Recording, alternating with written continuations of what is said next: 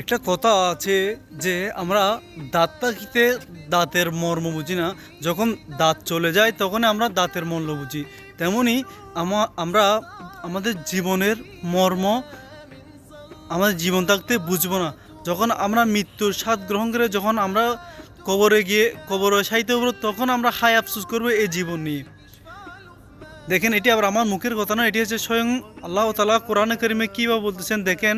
যে এটি হচ্ছে সূরা ইয়াসিনের 52 নং আয়াত। বিসমিল্লাহির রহমানির রহিম। ক্বালু ইয়া ওয়াইলানা মান বাআসানা মিন মারকাদিনা হাজা মা ওয়াদার রহমানু ওয়া সাদাকাল মুরসালুন। তরজমা: তারা বলবে, কারা? আমরা বান্দারা। হায় দুর্ভোগ আমাদের জন্য। কিভাবে বলতেছেন দেখেন, হায় দুর্ভোগ আমাদের জন্য। দেখেন কি আফসোসের সাথে বলতেছে যে কে আমাদেরকে নিদ্রাস্থল হতে উদ্ধৃত করলো। অর্থাৎ যে কবরে আমাদেরকে শায়িত করবো, আল্লাহ তাআলা যে আখিরাতের জন্য শায়িত করবেন, তখন আমরা বলবো যে কে আমাদেরকে নিদ্রাস্থল হতে উদ্ধৃত করলো। তখন ফেরেশতারা বলবে যে এটাই তো যা যার ওয়াদা আল্লাহ তাআলা করেছিলেন। এবং আমরা বলবো যে ফেরেশতাগণ তো সত্যই বলেছিলেন। দেখেন, আমরা কখন গিয়েই এই জীবনের মর্ম বুঝতেছি এবং হায় আফসোস করতেছি। প্রকৃতপক্ষে এই হায় আফসোস করার ছিল আমাদের এই দুনিয়াতে।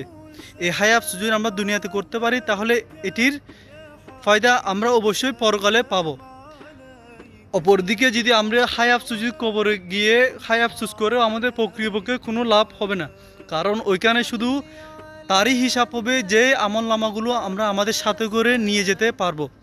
ওই আমলনামার হিসাব অনুযায়ী আমাদের জান্নাত জাহান্নাম দেওয়া হবে।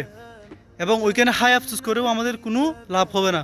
হায় আফসোস শুধু লাভ হবে শুধু আমরা দুনিয়া থাকতে অবস্থায় আল্লাহ তাআলার সামনে যদি আমরা হায় আফসোস করি, এটির লাভ হবে।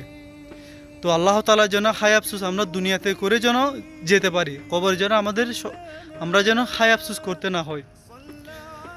আল্লাহ তাআলা যেন এই তৌফিক আমাদের সবাইকে দান করে। এবং আল্লাহ তাআলা যেন সর্বপ্রথম আমাকে হেদায়েত দান করে।